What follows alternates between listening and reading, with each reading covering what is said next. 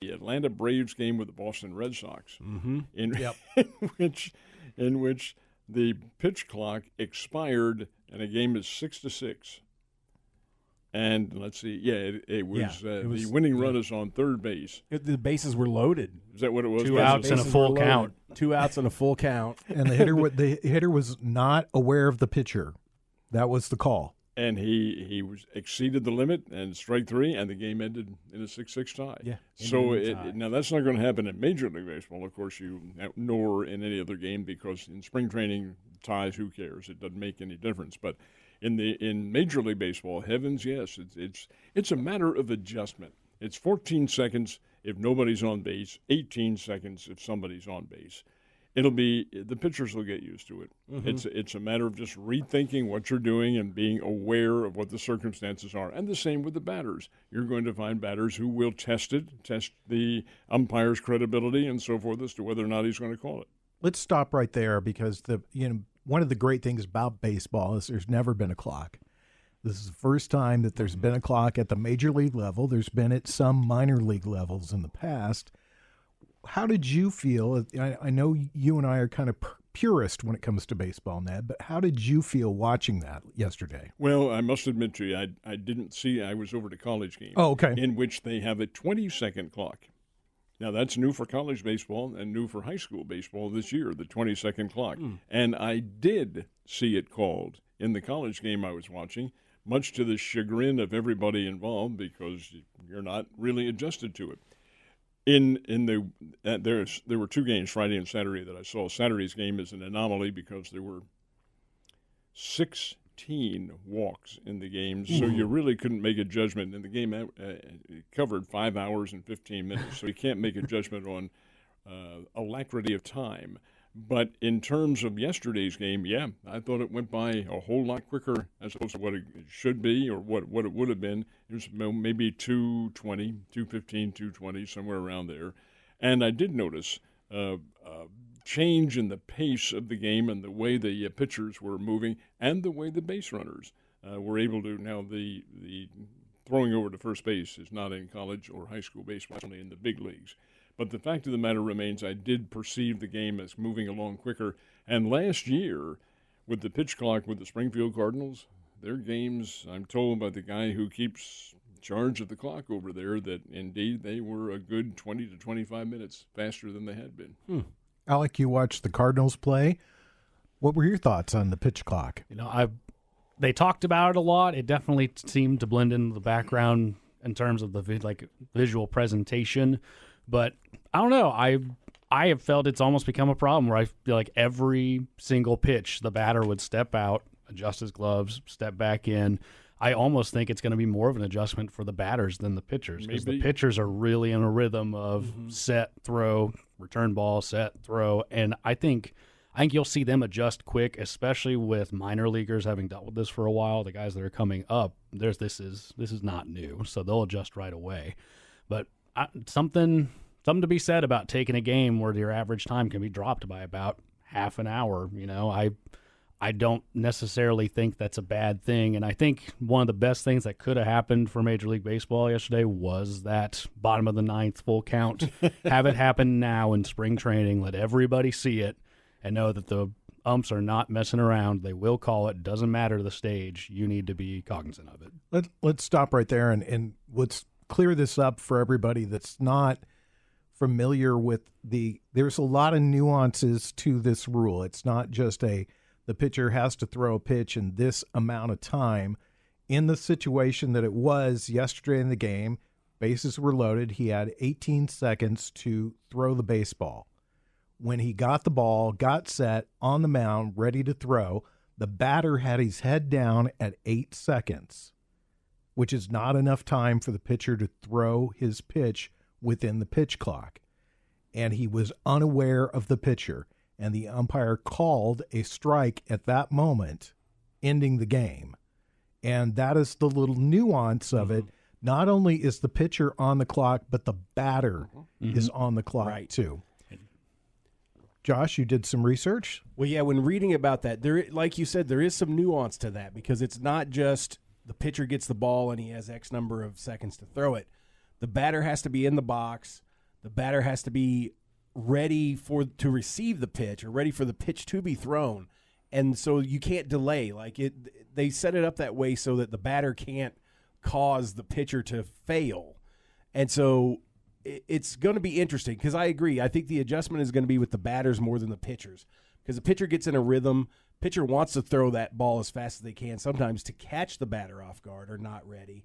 And so now you've established this little unit here where they both have to be ready for it to happen. I think it's cool that it is going to shorten the game. It's going to be interesting to see if it does affect Major League Baseball outcomes this season.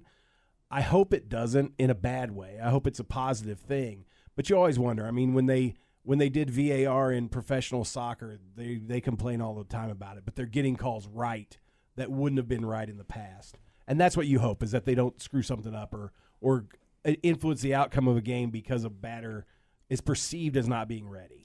The subtlety that I'm most fascinated with in baseball is the 2 pitches that you're allowed to throw to first base. And after that, you can't throw one. Mm-hmm. You can't throw a pitch over to first base. You're only allowed 2 of them per runner. Now, the catcher can throw down as many times as he wants.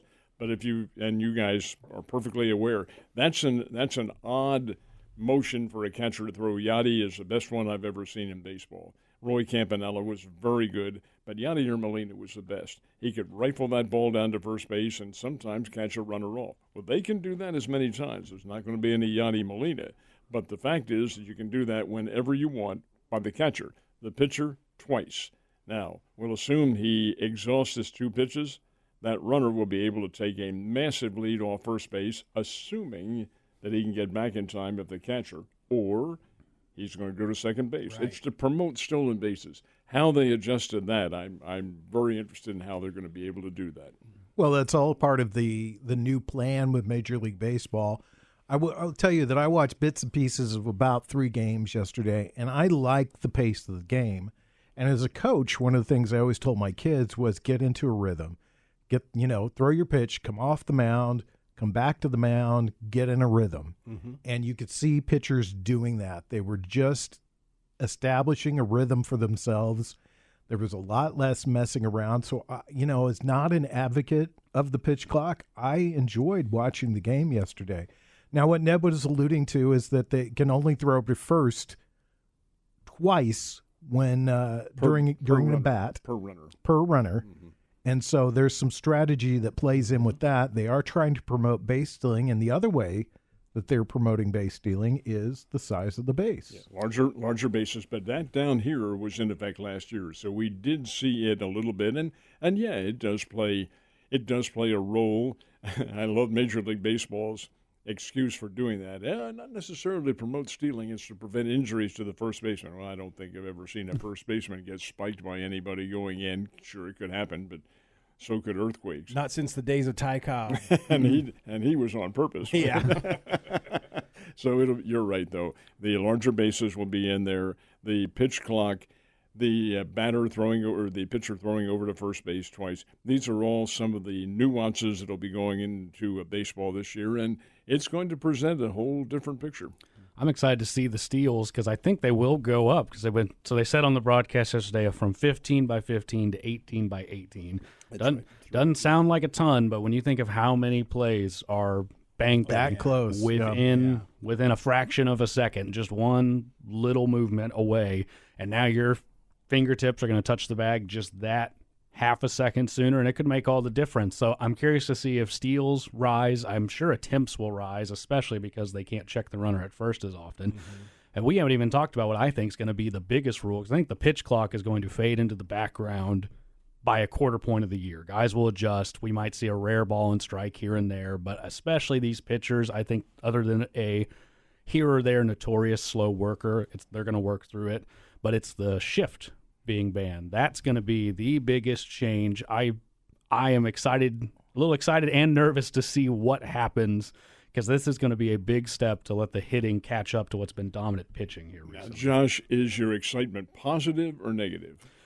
Overall, I think I said Josh. I'm Alec. I'm sorry. But I'm an old man. I was going to roll with it. Josh was smiling. Yeah. I could have let him answer, but overall, I think I'm excited.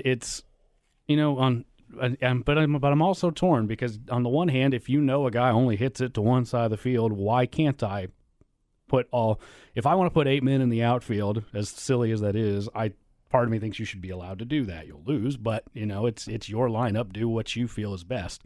But it had gotten so like you rarely saw a defense align normally. They just were always shifted.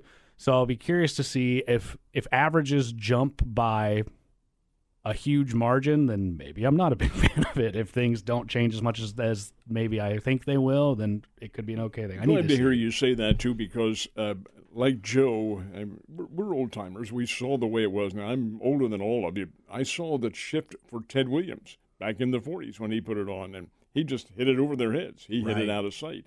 And the same for Stan Musial, when he would be up there. They would have a semi-shift on for him. It has happened before. There is no rule that says you can't do that until now. Now, wait a minute. Somebody comes up with a defensive alignment like that that's going to be effective, and you have to bring in a new rule to stop it? I do not like that at all. You adjust as a player. But Mr. Manfred has said, no, we're going to outlaw that shift. Well, I disagree with the whole premise. Matt Carpenter, when he was with the Cardinals, had every opportunity for a couple of years to beat that shift and never could, never adjusted. I think one reason is that Major League Baseball wants to promote power hitters, and they want to promote the offense and so forth and so on, and they want the sluggers to do their thing. Disagree with it. It's a game of adjustment, and if you can't adjust, then you get out. Period. Well, here's where you and I start to disagree right away, because since I'm a purist, I think the spirit of the game is being defiled, shall we say, with the shift, because that was not the intention of the people that created the game. It was not the intention that it was. It's kind of like you think you don't have to legislate something. You think that you don't have to tell people not to do something, or you have to make up a rule and, don't flush your money down the toilet or something like that, but then somebody does it. You have to make up a rule for it. And that's exactly where this is that I don't think that's the spirit of the game. Well, I can't disagree with that premise, but nonetheless, it was part of the game, and people could have done it a long time ago. There's no rule that legislation says that you can't. It's very similar now. You say, well, there were no rules against somebody standing in the basketball lane for 3 seconds until George Mikan came along, and that was the rule that was established for him. You can't. Well, that's a physical disadvantage. There is no physical advantage in having a shift. The same with Wilt Chamberlain. When he came in, you couldn't throw it over the backboard and have him go up and dunk it in. Again, a physical advantage by an individual. Those I do understand, but this one I don't. I just don't. No, it was not. No, it's not part of the spirit of the game. But what is the spirit of the game? It's to have the 4 players in position. But if you can come up with a rule or a gimmick or a tactic to defeat that, then utilize it. If somebody's smart enough to do it, and they came up with it. But the rule specifically states that there has to be 2 players on either side of second base. Mm-hmm. Now, you can move your shortstop all the way over to the very edge of that, and that is, the traditional shift of baseball. And the infielders cannot be on the grass; they have to be on the dirt. So that is the rule. I'm wholeheartedly in favor of this because I thought the shift was destroying the game. I think that you're going to see batting averages go up this year. I think you're going to see some better hitting, some better strategy. You're going to see more hit and runs. You're going to see more steals. You're going to see a more small ball, which is what I'm a huge fan of. And I mean, for me, you've seen it in the NFL.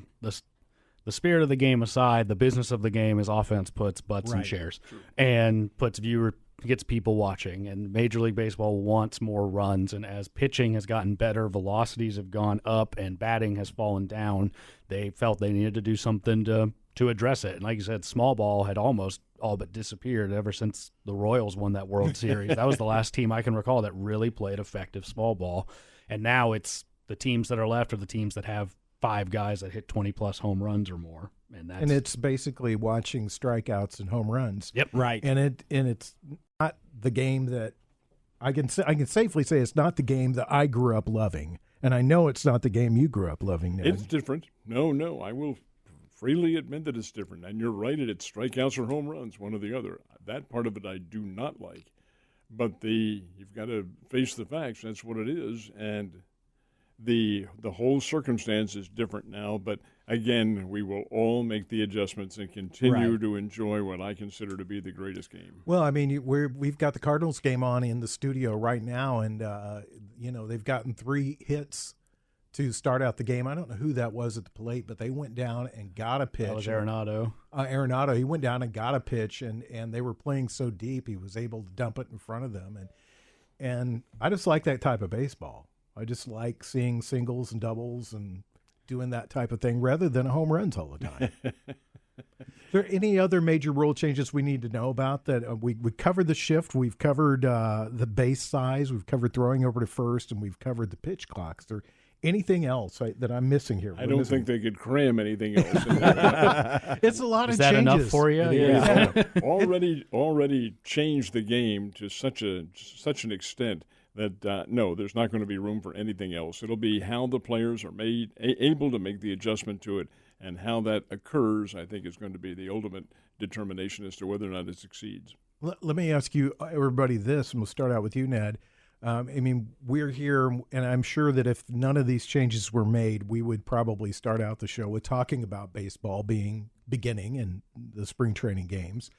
But can you recall a time that anybody's paid as much attention to Major League Baseball, the first spring training games in the last decade or more? No, I will admit to you that has not been the case. Now, this year, it's kind of a double circumstance because we have the and there's World another Baseball Classic going on and all these rules changes.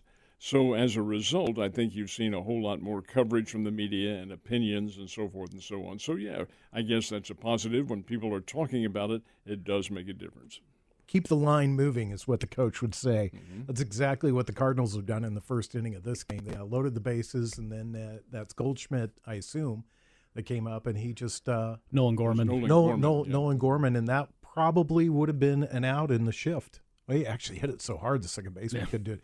Your thoughts, Alec? I mean, I know you and I during the week have talked about the start of baseball, and I kind of put the rule changes to the back of my mind. So bye-bye, small ball. That's a home run. Well, Cardinals up 5-0. Jordan Walker just hitting a 3-run home run. If you're a Cardinal fan, you obviously love to see that, and we want plenty of that this spring. Can you recall any time in your life when it's been exciting talking about Major League Baseball? I was like, not for the past while. I mean, that's been baseball's biggest problem as I've gotten older. I've just, you hear more and more of baseball's reputation as it's slow, it's boring, people aren't as interested in it, and to get buzz for it is going to be healthy for the sport to try and get more eyes on it. Ultimately, I think that is a good thing. Well, as long as you don't hurt the quality of play, which, ultimately I don't think any of these new rules will necessarily hurt it. Like we've been saying all along, these guys are the best in the world at what they're doing. They will figure it out, even if it takes some time. And that's exactly why you have spring training. They can get down here and they can work out the kinks. You have spring training also for another reason. Some of the old-timers, the retreads, get a chance to come back, except if your name is Johnny Cueto. And he has just gotten rocked for 5 runs here. He got the start for Miami here. And, I mean, the Cardinals have been building him all over the lot, except for that one strikeout. But, hey, Jordan Walker getting up there and hitting a 3-run homer. Don't be surprised if he makes the big club. This guy's a really, really good player. And Mason Wynn won't be too far behind him, not in my opinion. Josh is he's not a big baseball fan, but he's trying this year for us. Did the rules play part of that for you?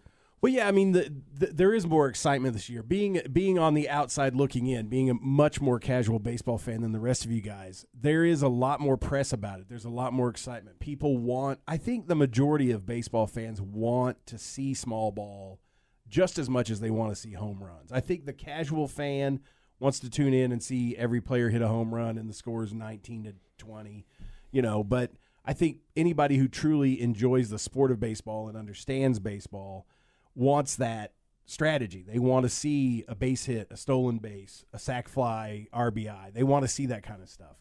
And I think you will see more of that now. Now, I have a question to pose to you guys. do you think one feeds the other? Like we were just watching couple singles, then a 3-run homer. Do you think small ball will help the true power hitters to be able to get that pitch that they need to hit more home runs? Absolutely. I think it will, personally. Absolutely. That was Earl Weaver's philosophy. Well, yeah, that's part of baseball. It's kind of like in football we talk about the run sets up the pass. In baseball, I feel like small ball sets up the home run. It does. Yeah, and I think small ball is predicated on just seeing a lot of pitches, make a pitcher work, and the more you make him throw, the more likely he is to make a mistake. And when he makes a mistake to the wrong guy, that's when you take him yard. The ideal start to a Baltimore Orioles baseball game when I was a kid would be that leadoff hitter would see 5, 6, 7 pitches. He would walk or get on base somehow. He would be sacrificed over to second base by the second place hitter, who was always a good contact man. Your third place hitter was your best hitter on your club, and he would single or something. You'd have runners at first and third, with one out, and then your power hitter came up, a guy like, I can't think of his name. Eddie Murray. Eddie Murray would come up, and then he'd hit a 3-run homer. Sure. That was Earl Weaver's game plan there. And I love that. I love to see that in baseball. It puts pressure on the defense. It puts pressure on the pitcher. And they were talking about that yesterday. I was watching the Reds game, and I would always preach this to my kids, and that is take hard turns. When you single, take a really hard turn, an aggressive turn like you're going to go to second base. Force the outfielders to come up fast and throw. Force the defense to make a mistake. If we could see baseball like that again, man, that'd be a dream come true. And I feel like that's part of the excitement that has waned in the last few years of baseball because of what you guys are talking about. It's strikeouts and home runs because they think that's what is going to put people in seats. But exciting baseball is what will keep the fans coming. Exactly. When we come back, we'll talk a little bit about the Chiefs and what's next for them because Super Bowl celebrations are over. It's Ned Talk. You're listening to Ned Talk on 104.7 The Cave, part of the Kansas City Chiefs radio network. Back to Ned Talk on 104.7 The Cave, a proud member of the Kansas City Chiefs radio network. Yes, we are world champion, Super Bowl champion, Kansas City Chiefs. Major change this week. We talked about it last week when Eric Bieniemy took the job with the Commanders. They have named his replacement. Ned, tell us and give us your thoughts on that. Well, hardly a surprise. Mike Nagy had come over after being a head coach with the Chicago Bears, had been with the Chiefs in an offensive scheme of things on their coaching staff, and he was obviously the choice to take over as the offensive coordinator. I'm of the opinion, and it's simply mine, I don't have any insight into the thinking behind this, but Mr. Bieniemy's decision, I have a feeling, is based on the fact that right before he made that decision, the Chiefs, or the word, not necessarily the Chiefs, but the word was revealed that when Andy Reid retires, and it's not going to be anytime soon, but when he retires, that Mike Nagy would probably be the individual to get that job. And a day later, Mr. Bieniemy is in negotiation with the Washington Commanders. I think what he said was, my future here is done.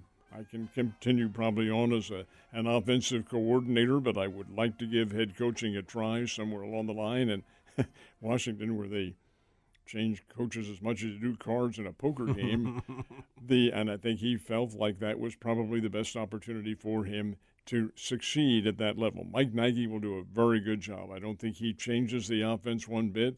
I don't know about his relationships with Mahomes, but I would have to assume that it's a pretty good one. But he's the individual who will take over. Now, this is his second stint with the Kansas City Chiefs. He was the offensive coordinator previously before Eric Bieniemy had the job, and then he took the head coaching job in Chicago. We know he did not have a very successful tenure there. Lost his job, came back to Kansas City. He's obviously from the Andy Reid coaching tree. He's got that background. So do you think you'll see much of a change with the Chiefs? Nope. I think they go ahead and continue on with exactly the same philosophical move that they had, because I think Andy Reid is the guy calling the shots. Now, Mr. Nagy will certainly be able to have some input as to what is decided upon and what they do and what they don't do. But the fact is that Andy Reid is the offensive genius. He's the one who comes up with the game plan, and he's not changing. He's sticking with what's successful, and it's pretty doggone successful. What are your thoughts on this, Alec? Oh, it just seems like the very logical, natural thing to do. If you lose a guy like Bieniemy, bring in someone who's already been there, is familiar with it. I'm with you, Ned. I don't think much changes. They've got a guy in there who's, honestly, they probably like, hey, remember what you were doing a few years ago when you were here? Yep, still that. As you can tell, it's still working pretty well. So let's go ahead and keep this train rolling. So I think it was a good decision. Again, it's always going to be the thing with Kansas City when you have such a – and it's everywhere. It's everywhere where you have an offensive-minded head coach. The talk's always going to be, yes, they have an offense coordinator, but who's really calling the shots? And in the best system, I think it's both. They feed off each other. It's two guys who can work together, call each other out for what's not working, help build off what is with each other. And that seems to be a relationship that they have and are looking to continue to build on. Josh, I guess you would say that if the Chiefs were to lose Eric Bieniemy, this would be the best ideal situation for it. Oh, I agree. I think this is meet the new boss, same as the old boss. I don't think anything will change except we'll get to see. I mean, I will get to see once and for all who was calling all the silly trick plays. If it was Mahomes audibling into those, or if it was Bieniemy calling them himself, because I don't feel like that's Nagy's thing. I think he's more of a nuts and bolts type of guy. So, but yeah, I mean their offense is so stellar. There's no reason to change anything. Maybe he'll see a few new plays that they can throw in that he thinks will be successful. But yeah, I think it's business as usual. And I wish Bieniemy the best. Yeah, I do too. I think there's a lot of people out there saying that he won't succeed in Washington. I hope that he does. I think the only thing that's going to keep him from succeeding in Washington, two words sum that up. Daniel Snyder. Right. Would sum that up. Yeah, the worst owner. Perhaps the worst owner of all sports. If he has the ability to make Washington a better offensive team, the key is going to be does he have enough talent to be able to do that? And I think that's the question with Washington. Do they have a good enough team to be competitive? And bottom line is the horses you have out on the field. Rivera is a fine coach. Oh, yeah. My goodness, he knows the game backward and forward. I think one time he played for the Chiefs many, many years ago. If he can't get it done with the talent they have, that gives you an idea that indeed the core of the team is not good enough. Right. Simple matter of that. And the coach, I don't care who you have Newt Rockne in there. He's not going to have any success if you don't have the horses. And I don't know how that team, with all the noise that goes around from that ownership level, Snyder down, they say all the right things, they carry themselves well, but I don't know how that doesn't permeate into the day-to-day. With all the scandals, their stadium literally fell apart on Jalen Hurts last year. I mean, things just go awry. And then the number one reason a lot of teams don't have success, they don't have a quarterback. And that's going to be what Bieniemy is going to have to tangle with now.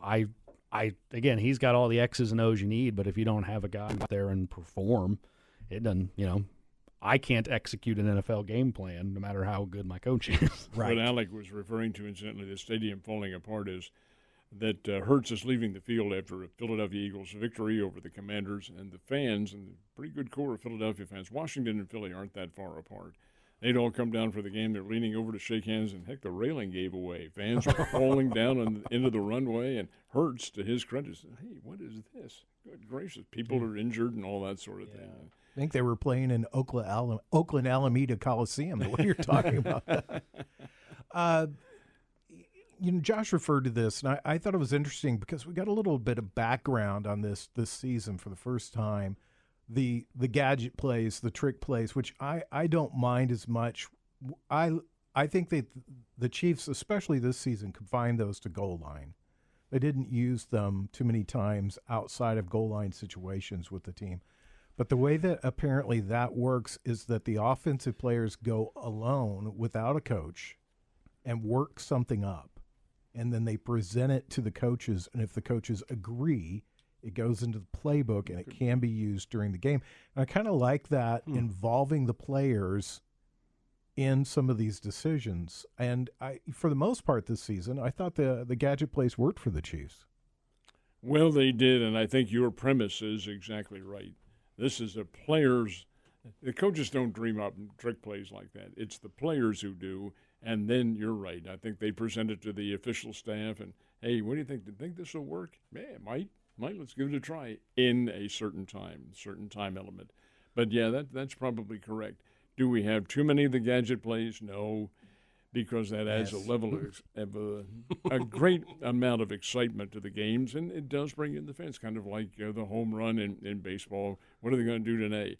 And well, the Chiefs made it work in the Super Bowl game by suckering Philadelphia's defensive backfield out with the wide receiver going out and then coming back in, and it happened in consecutive plays on either side of the field, and Philly was absolutely bamboozled by the whole thing. Yeah. So, yeah, you throw in those things, and they do help. It's not just for the fans' purpose. It's for winning your games.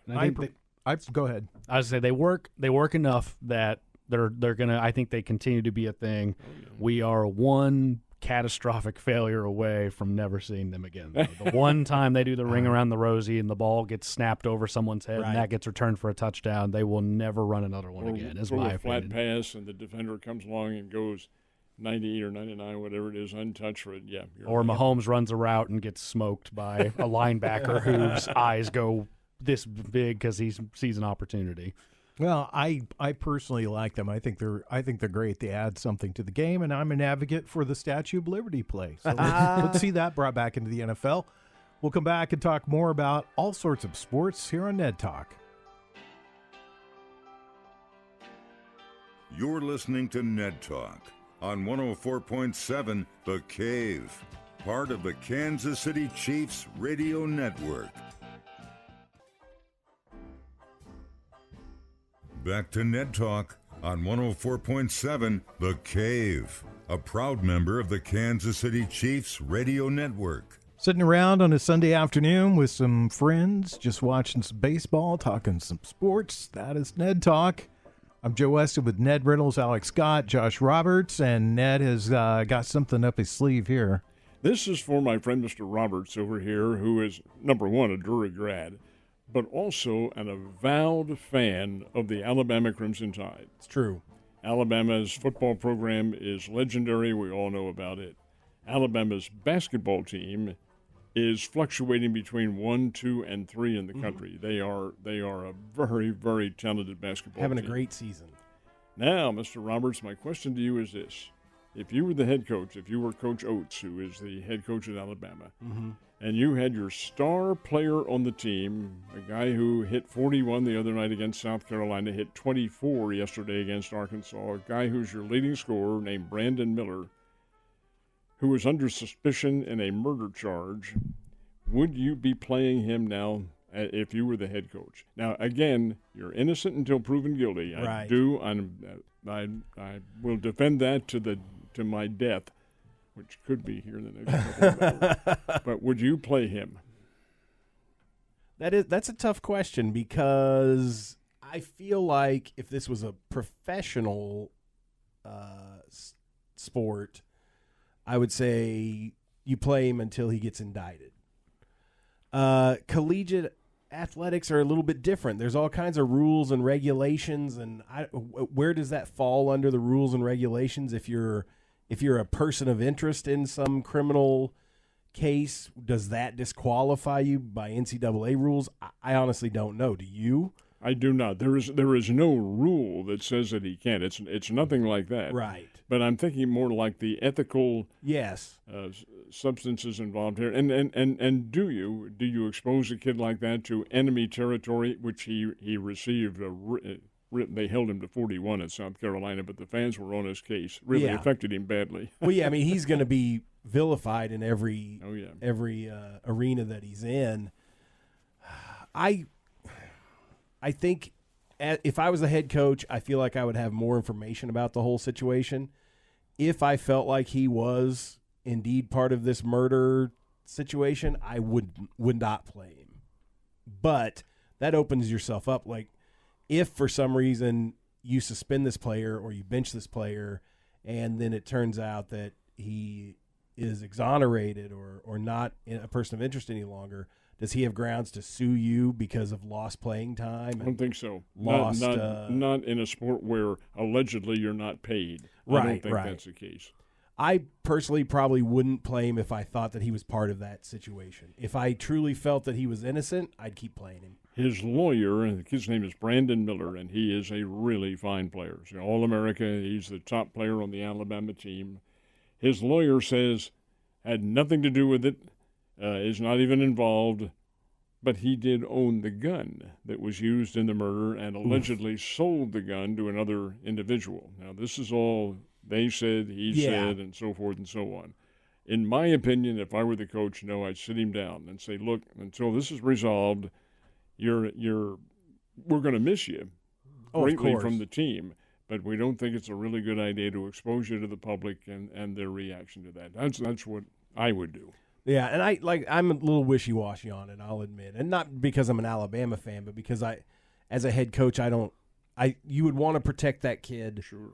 But you'd also, if you feel like he's not involved in it in some way, then you also want to put out your best team to win. So that's a tough situation to be in. Well, it's an unusual set of circumstances because he has not been charged with anything, but I think the facts have bared themselves out that there was a murder. Mm-hmm. The weapon used in the murder was supplied by him. It was sold to a friend, a former Alabama basketball player, to him, or given to him, is what I know of the event. So, this is not the kind of thing that you get taught anywhere when you have to deal with this stuff. And coaching has changed so much over the last few years that, you almost have to hire a lawyer to be your head coach to kind of deal with some of this stuff. At times, yeah. I mean, situations like this are starting to arise more often, it seems, which is unfortunate. But, yeah, it puts the coaches in a bad situation. You have to be a psychologist and a teacher and a coach, and now, like you said, an attorney. It's a lot of hats to wear. It is. It is a lot of things going on in sports like that. Let's shift gears and talk about some of the other stuff that's happening in sports. One thing that I wanted to get back to with Major League Baseball is that the umpires, there's now a fifth official who sits upstairs and takes care of the clock, and he has a buzzer that is on the arm of the home plate umpire that allows that umpire to feel something when there is a clock violation or when they're getting close, and they need to watch more closely for that. Also, this is the first year that the umpires can communicate with each other without being in the center of the field altogether. They can talk to each other wirelessly throughout the ballpark. I think those are interesting and good changes for the game. I agree. I think it's a very positive change, especially the one in which the pitch clock, which is all new, that takes a little bit less of the concentration on the home plate umpire to concentrate more on his balls and strikes and other levels of adjudication in the game, as opposed to having another sideline out there on the field, the clock. He can have somebody watching it for him and feels that little the buzz on his arm, like I think it's 3 seconds or so, somewhere around there. And then they can make a call from that point on. I agree. I think it's a good one. How long do you think it'll be before we see at the major league level no home plate umpire? I think it'll be quite a while, in all honesty, before we do. That's not to say that you will not see it used, but there's going to be an umpire, even if they do throw in the robo-ump, the one behind home plate.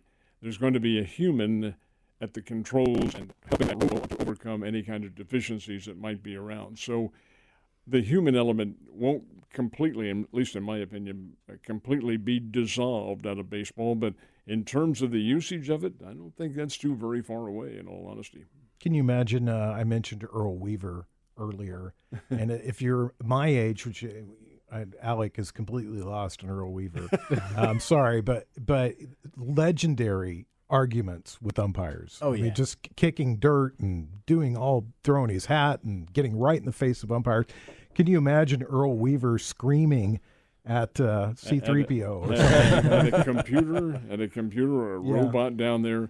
Well, poor Earl would, and he's no longer with us now, but he would have passed away way ahead of time if that were the case, because his frustration level. And his language that he used on the field, it wasn't, shucks, come on. No, he was once called the king of the garbage mouths. Well, yeah. Nice. Toilet mouths in his case. I, for one, like to see a robot argument. I think here recently, even, in I don't remember which sport it was, but often it's not the ref on the field that's making the call. They're calling into someone who's off site. And they made a call against the coach, and he went up there and he started yelling at the ump. He's like, "It wasn't me." And he was like, "Well, give me that headset. I want let me give that guy a piece of my mind." Right. When we come back, we'll talk a little bit about the NFL draft and tell you what we're going to watch on TV this afternoon. It's Ned Talk on 104.7 The Cave.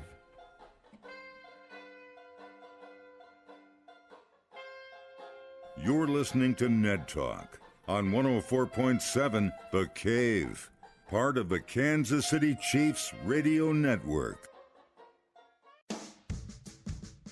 Back to Ned Talk on 104.7 The Cave, a proud member of the Kansas City Chiefs radio network. We're sitting around watching baseball, talking sports on this Sunday afternoon. Ned, I asked a question last week after you left, and everybody said it was a pretty good question, so I thought I'd share it with you. What do you think? Do you think the Chiefs package up some of those draft picks and maybe try to trade up and get somebody else in the draft? There's some thought that they'll do that. Well, I think everything is on the table as far as Kansas City is concerned. I'll tell you, in my opinion, what they need, and that is a little bit of depth. Certainly, they need depth. Every pro team in the country needs depth. But they also need some help with the defensive backs. I know they're young and they have several all-pros, but I'll tell you, guys like Juan Thornhill and people like that are getting long a tooth now. And even though it's basically a young D-back group, they do need some help back there. At least in my opinion, they do. Need some help on the offensive line. Surprisingly, they played well against Philadelphia. Played very well. Shut down Philadelphia's huge pass rush. But this is pro football, and your rate of attrition is just so great. You've got to have depth. You've got to have backups there. I don't think going for one player is something that they need. They don't have that. They have the one player on their team, and that's Patrick Mahomes. He's the catalyst of the whole thing. Offense, defense, special teams. He is the answer. When he's going well, the Chiefs will go well, and he's going to go well most of the time. So in terms of one player, no, but in terms of depth, that's how I see the Chiefs going. Isaiah Pacheco, I guess, would be the obvious choice for Rookie of the Year for the Kansas City Chiefs. Any other rookies that you look at in this last draft class that made a big impact other than him, people might not think of off the top of their head? I'm going to bow to Alec here because he covers it a whole lot more closely than I do. I don't have no specific rookie in mind who would really overshadow what Pacheco did. Heck, he was the catalyst, the running game. He was it. I would agree. Like, it's Pacheco's the obvious choice, and there's really hardly an argument. But past him, I would probably go Trent McDuffie. Yeah, in the defensive secondary, just because I didn't hear his name a ton, but a lot of times if you're a defensive back, that's about as good a game as you can be having. If we're not calling your name, you're not doing anything that merits bringing attention to you, and that means the guy you're covering is not doing anything that merits bringing attention. So I would go McDuffie. I thought he played really well down the stretches, and was growing, continues to grow. Didn't have to be the number one corner. Got to kind of take it all in stride. Karlaftis had a solid year, I think, as well, but ultimately I would give it to McDuffie as my runner-up, with Pacheco being the obvious Rookie of the Year for the Chiefs. Josh? Karlaftis is who I was going to bring up because I think he had a really solid rookie season, and he was very important to that defensive line because his ability is what helped Clark and Jones do their thing. Goodness. Brain fart there. But I agree. Pacheco, number one with a bullet for Rookie of the Year, definitely. But then I would say Karlaftis is my second. I read an article, somebody said that Tony has unlimited potential in the Chiefs' offense. I think the key to that guy is health. There's no question about it. He was injured every week, it seems, with the New York Giants. But in all fairness, those injuries may have been more supratentorial, which is the medical term for in his head is somewhere along the line because he did have some with the Chiefs, that's true, and he is one of these tightly muscled individuals who is going to have hamstring pulls and other injuries as such, but that guy has a lot of talent, an awful lot of talent, and had the Chiefs not gotten that 61, 62-yard punt return from him, no telling what might have happened. Right. Yeah, absolutely. Baseball on right now. We're watching the Cardinals and Miami play. Skip Schumacher took over as their coach. You guys might be familiar with him. Oh, yeah. He is a former Redbird guy, Redbird bench man. I think he sat right behind the guy last year. So good to see him getting a chance in baseball. So this is what we kind of do in the offseason, Alec. I don't know if you were with us. I don't remember when you came in with us, but we pick what we watch in the afternoon. So we start with Ned. Ned, what are you going to watch this afternoon? I think probably when I do get home, I'll tune in a little bit to see what the Bears are doing against Indiana State. This is the final regular season game, and then the tournament, the Missouri Valley Conference tournament, begins on Thursday up in St. Louis, and the Bears are already locked into playing on Thursday. 8 teams play on Thursday. 4 have a first-round bye, and Missouri State is not one of them. So they'll play on Thursday, meaning that if they get to the championship, they'll have to win 4 games in 4 days, and that is awfully tough to do. All right, so I'll see Bears, Indiana State, see if they're prepped and ready to go. It's been a very interesting team, inconsistent. Then I'll probably watch a little bit of this, and also kind of interested in the baseball Bears, too, because they're a pretty good little baseball team. Yeah, what about you, Alec? Probably go home, watch some more of this Cardinal game, but I think there's a nap in my future. I was like, this dreary day. I don't think I see the end of this one. Yeah, what about you, Josh?